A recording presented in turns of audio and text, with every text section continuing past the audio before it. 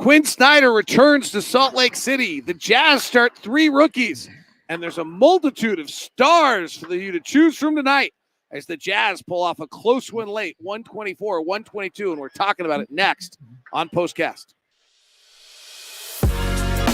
You are Locked On Jazz, your daily podcast on the Utah Jazz. Part of the Locked On Podcast Network, your team every day. David Locke along with Ron Boone as the Utah Jazz win it tonight over the Atlanta Hawks, 124-122. Fun game tonight for the Jazz. Lots of guys step forward. Jazz started 3 rookies tonight. Quinn Snyder returned to Salt Lake City. It was all sorts of fun. And then we started the fourth quarter with a 1-point ball game. Jazz led it by 2, and we finished with a 2-point game. Went down to the wire as a Atlanta Hawks left side 3 does not fall to win it at the horn. And the Atlanta Jazz win it 124-122.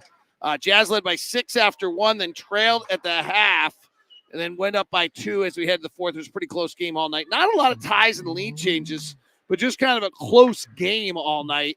And then a lot of just stud plays and a lot of little heroes, and we'll get into it tonight. But Ron and I are going to start off with a debate that we actually were just asking each other as we went to break. Who made the bigger plays late? Was it Collin Sexton or was it Keyonte George? The Jazz led it with 7 minutes left. Sexton hits a big 3 to make it 116-106. The Jazz went up 10. Then DeJounte Murray gets hot. DeJounte Murray scores 4 straight. The Jazz then go up by Johnny Juzang play. Then Keyonte hits an 8-footer with 3:38 left to put us up 8. And then free throws by Johnson. Sexton makes one of the hustle plays of the night. Keyonte misses a 3, and Sexton knocks the offensive rebound away, goes up and reverse dunks it to put the Jazz up by 8.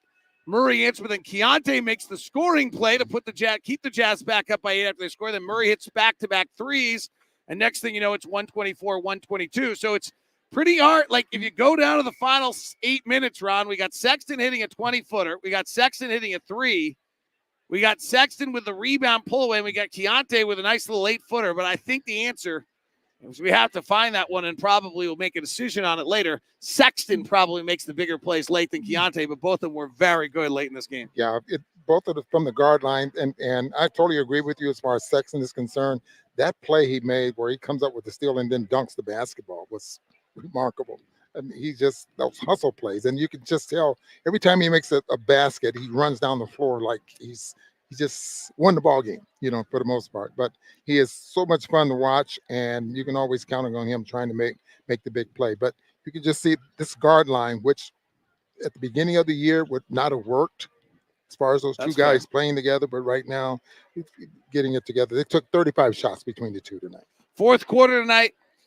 In this ballgame, Keyonte George goes 2 of 6, has 4. Collin Sexton goes 3 of 6, has 7.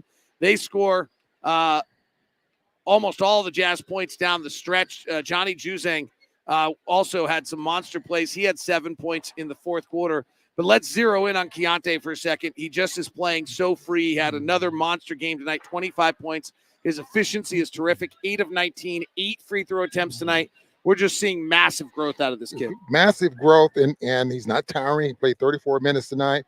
He seems to be playing very much under control. But I like not only him. I think the Jazz get a little careless with the basketball sometimes. Careless meaning if there's a defender within where they can, range where they can steal the basketball, they still try to make the pass, and that's how some of the passes get picked off. And I think that Keyonte is guilty of that. But otherwise, you're looking at a guy that's with tremendous growth from the beginning of the year, and you can just tell he's going to be a star in this league. Taylor Hendricks tonight got the assignment on DeJounte Murray, and DeJounte Murray really was not very good for most of the night. He hits those big plays late. But I think Taylor Hendricks' length really bothered DeJounte Murray. He had a miserable third quarter. He went over 12 minutes in the middle of the game without scoring. I think Taylor Hendricks kind of had that defensive night the Jazz are hoping to have. And frankly, I saw some things out of Taylor Hendricks tonight that has me much more excited about some of his offensive game than I've ever seen. He put the ball on the deck, aggressively drove to the basket, showed some things, honestly, we have not seen before that if they're a part of his repertoire, it could really turn into something. So the fact that the Jazz are not switching, you can just see could be helping more so than hurting. even though they give up some points. Murray ended up, 10 for 27. I think the only points he had in the third quarter was a field goal, and the rest was free throws. And then he comes to life there in the fourth quarter. Now, Taylor ends up picking up 5 fouls, most of those coming in the third or fourth quarter. What did I have? Third quarter. There? He didn't play much in the fourth. In the third quarter, and trying to defend Murray. But, he's learning, and he has the length.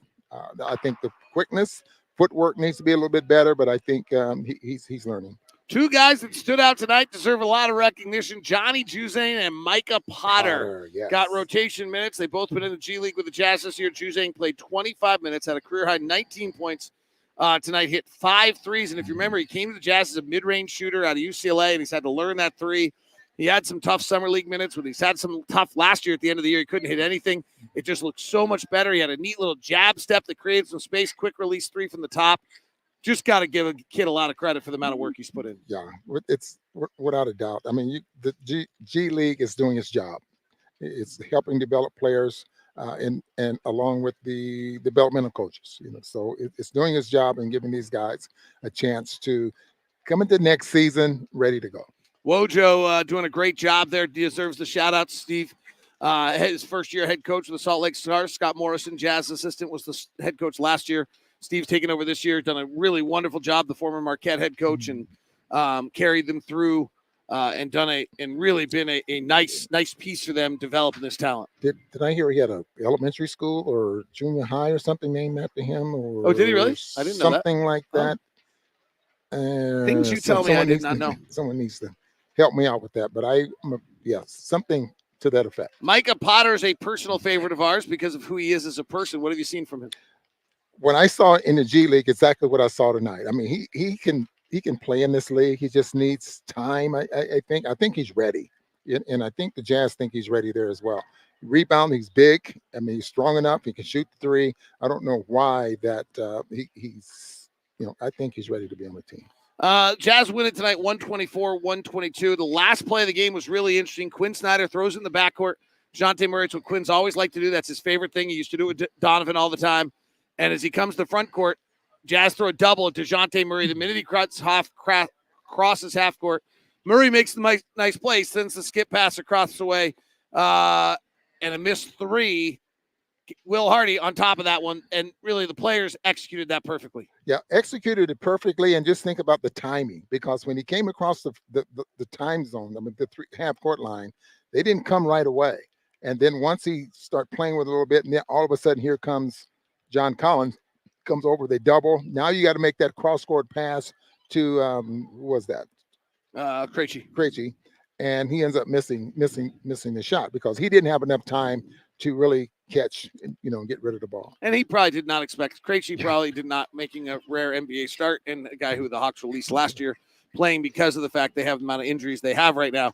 He probably did not think he was going to be in an NBA road arena trying to shoot a game winner. That's what I was about to say. The game winners are different. Yeah. The Jazz also doubled off the right guy. Frankly, give DeJounte Murray credit. He made the right play at that point, got rid of the ball, gave them an open three to win it, and that's the right play late, is to get that three. So, sometimes the irony of that, by the way, is the Jazz have been so horrifically unlucky recently on three-point shooting defense. There is a level in this league where, honestly, wide open three-point shooting is just luck of whether guys are making it or not. And opponents are now making 41% of open threes, which is well higher than league average.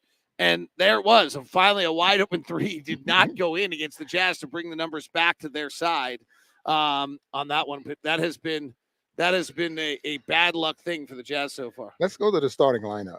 With the Jazz started tonight with those three guys and John Collins, an undersized center, going against Capello. It works, but he just rebounds.